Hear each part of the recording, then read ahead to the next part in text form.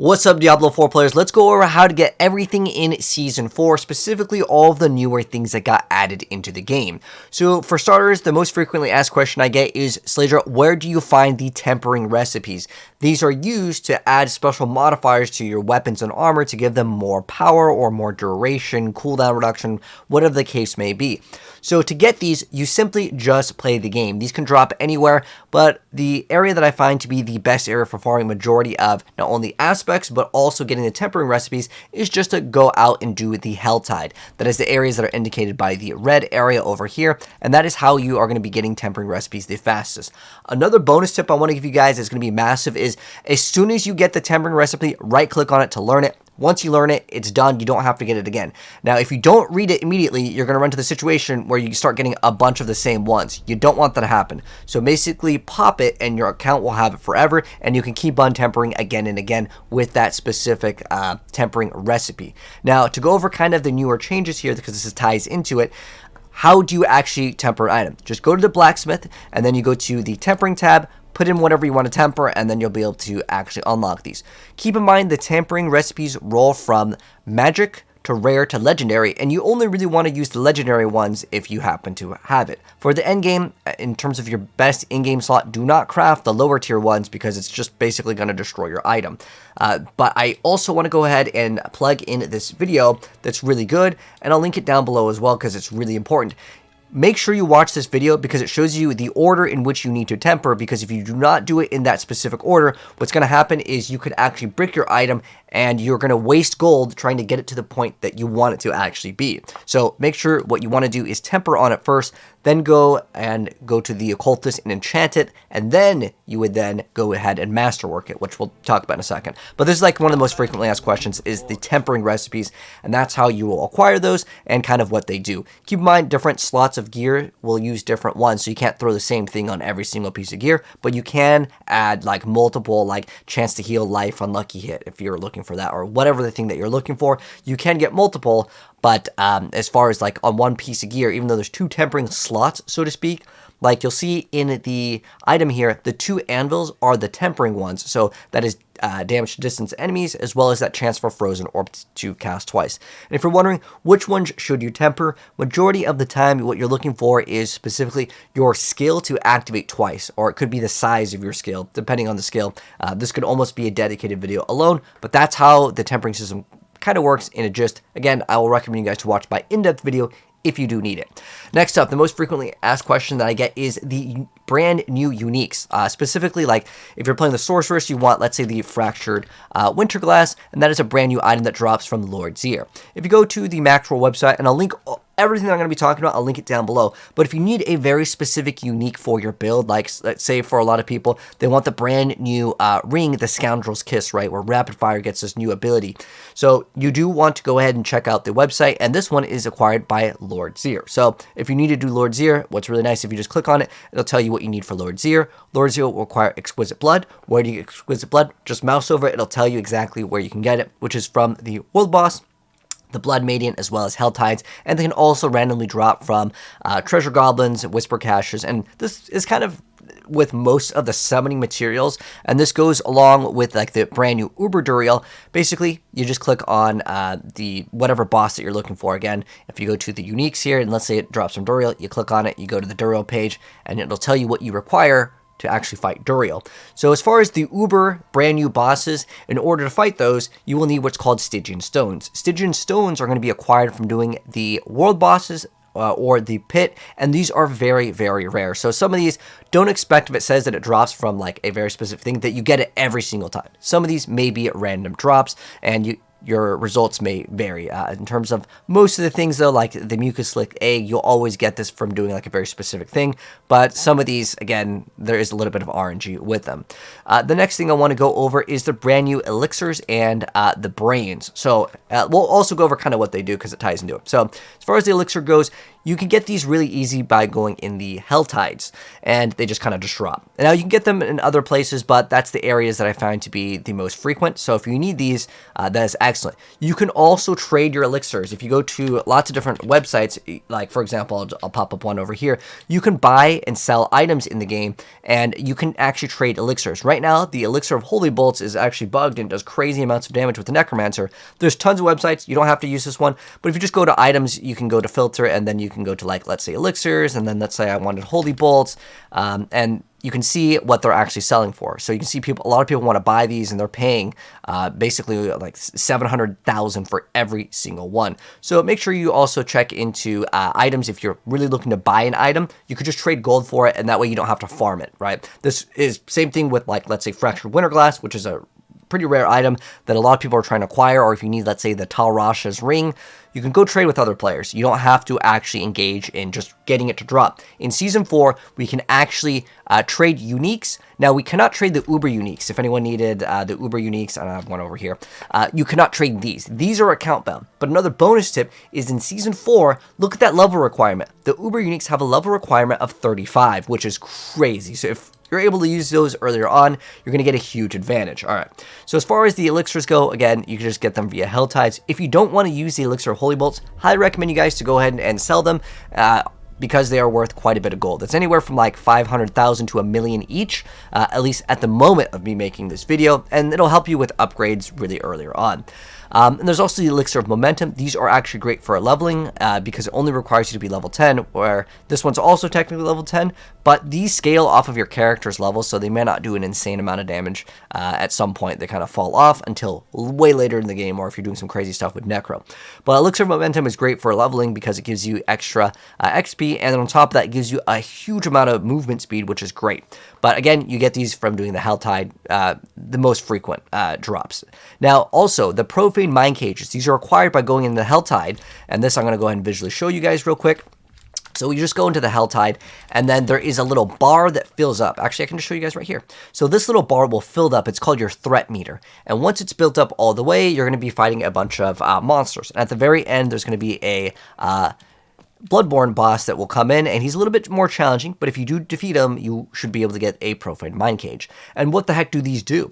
So for the next 60 minutes, you get to increase the Helltide monster level by 10, and you also get to increase the Cinder drop rate and the threat gain, so it's really good. And then on top of that, it also increases the monster level by 10, so that gives you more XP. It does last quite a bit of time, however, if you do die, it does delete it from your buff, so basically, if you die, it makes it so you're not kind of screwed over by permanently making for the next hour an area that you cannot actually kill. Another frequently asked question I get is, where's the best place to level? Honestly, if you're with a relatively good group, going into the Helltides is by far one of the best. There are some dungeons that can give some pretty decent XP, but you don't really want to do some Nightmare dungeons up until like 70-ish, like level 70, because that's when you'll get a decent enough amount of glyph XP, because doing the earlier tier dungeons, you get almost no glyph XP. But speaking of that, there is the Ashes in the game, and make sure you guys claim this. This is going to actually help you level up faster in the game. So once you start leveling up via the Battle Pass, and I don't know if they've patched this, but at the time that I'm, as far as I'm aware of, you can actually buy tiers and get these. Now, you're not supposed to be able to, they may patch this, but you're supposed to reach a certain level in the Battle Pass to claim these. And these are absolutely free, but again, if you buy the tiers, you're not supposed to be able to get the Ashes. You're supposed to have this locked, but nonetheless, it worked, at least as far as I'm aware of. I'm already maxed, so I can't test it out. But how it works is you get these blessings. These blessings will actually give you more XP, glyph XP from the Paragon glyphs. You can also boost your reputation. And a lot of people ask me, what's the best order to do this in? You want to get it basically from left to right. It's basically made for you perfectly. So yeah, you definitely want to go from left to right. And if you want to, you can reallocate. You can like take out one, but I've already maxed it out, so there's no point. There was one season where there was a glitch and it did kind of change certain things, and you would actually remove it. But for the most part, just go from left to right. You want to level up as fast as possible, so getting the XP from monster kills, then the Paragon Glyph XP, and pretty much the exact order. Because eventually with this one, the reason why you want Urn of Iron ASAP is because it's going to take a really long time to get your rewards, and at the NPC over here, this is really important to also check in. You're going to get a bunch of rewards, a bunch of uniques here, and at the very end, you'll get what's called the Resplendent Spark, and this is for every single character that you make, as far as I'm aware of. You get individual rewards. And this is used to craft the Uber Uniques, which is really important to go ahead and get. But next up, in terms of the Helltide, there is a brand new material. You'll see that there are these hearts over here. If I go to an area where there is the Blood Maiden indicated right here, there's a curse ritual. You go over there, you put in 1 heart, and you will get extra loot. Now, there is 3 altars. Let me go and actually show you, because I feel like this is kind of something that is very important, because they never really told us about this, like, you know, in like the main menu, as far as I'm aware of. You have 3 hearts to put in before the Maiden will come out and you can actually fight them. Now, the Maiden isn't really that challenging, as long as you don't get hit by some of the abilities. Maybe I'll make a dedicated video that goes over how to fight it. But basically, you don't want to get hit when she has this giant, like, circle that kind of expands out. That will absolutely delete most characters. But let me go ahead and get to it so I can show you guys what it looks like. And you'll see as we're killing stuff, this threat meter will kind of build up, and that's very important to go up. And again, that's how you would get the Bloodborns to spawn in, or the Hellborn. So you'll see that there are 3 altars. Now, in order to summon her, I would put in all 3. But how it works is whoever puts in the hearts inside the altar, you will get better rewards. So you'll get more of whatever you're getting. Things keeps on attacking me. Okay, let's kill them all. But ideally, you let everyone that is in your party, or if it's other people, you just put in 1, see if they'll put in it.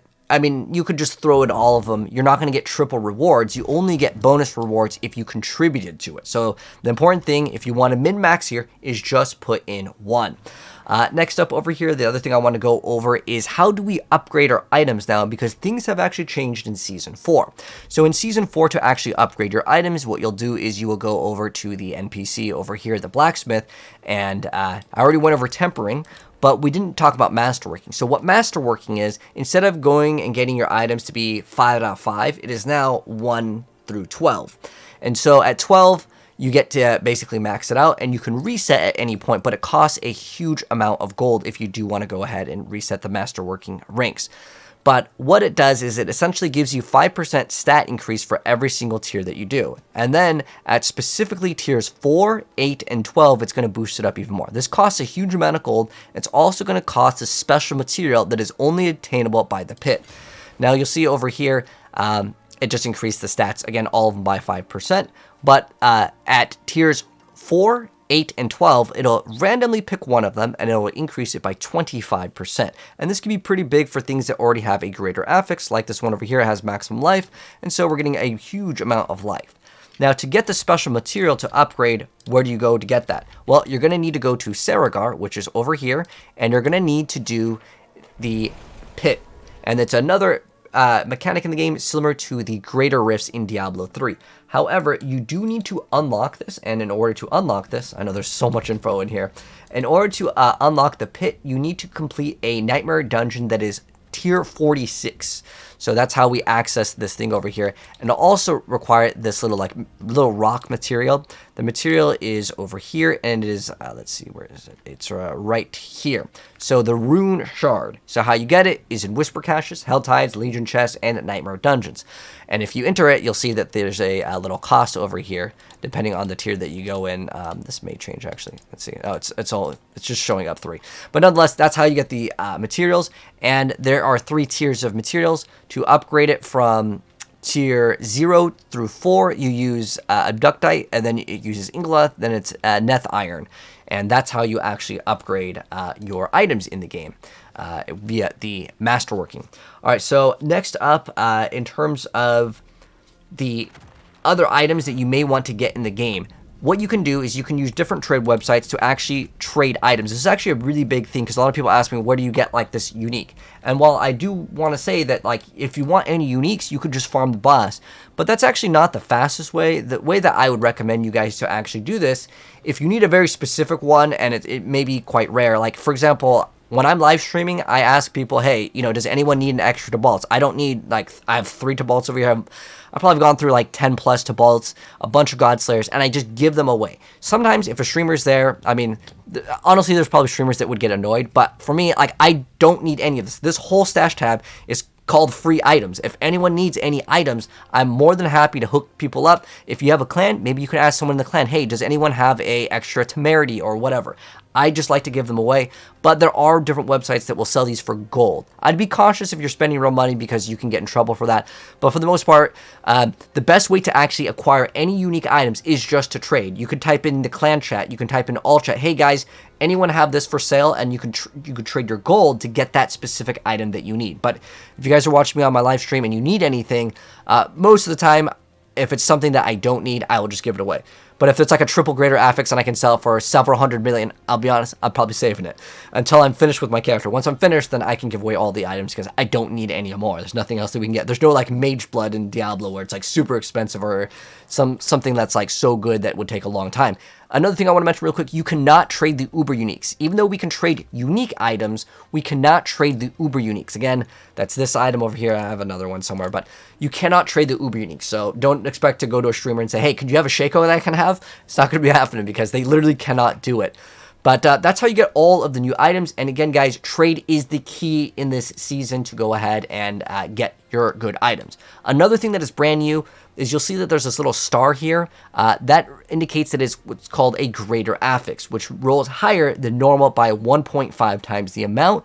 And essentially, it's going to be something that is similar to a ancient item if you've played Diablo 3. Now, as far as it goes, to get those, just play the game, you're going to get them. There's not like a special, oh, do this specific boss, he drops them. It's just kind of like you play the game and World Tier 4, and you start to get those as you progress. But that pretty much wraps things up in terms of like where do we get all of the new things all in one video. But if there's anything else that you guys felt like I missed out on, definitely let me know down below. But that's how we get everything in the game. And also, really quickly, some of the vendors did move their locations. It's not that big of a deal. But I wanted to go over how to get like all of the brand new materials and, you know, where do we get these essentially, and kind of cover that in one video. So then, you know, if anyone needs it, I can just link them this video versus like, okay, here's how I do it, and I got to go like alt tab out or whatever. But yeah, I'll link a lot of videos as well as resources down below in case any of you guys want to utilize any of those. But that's going to go wrap up things. If you guys enjoyed the video, drop a like on it. If you're new here, hit subscribe, turn that bell so you don't miss out on very important other Diablo updates and videos. And I'll catch you guys in the next one. Take care. Peace out.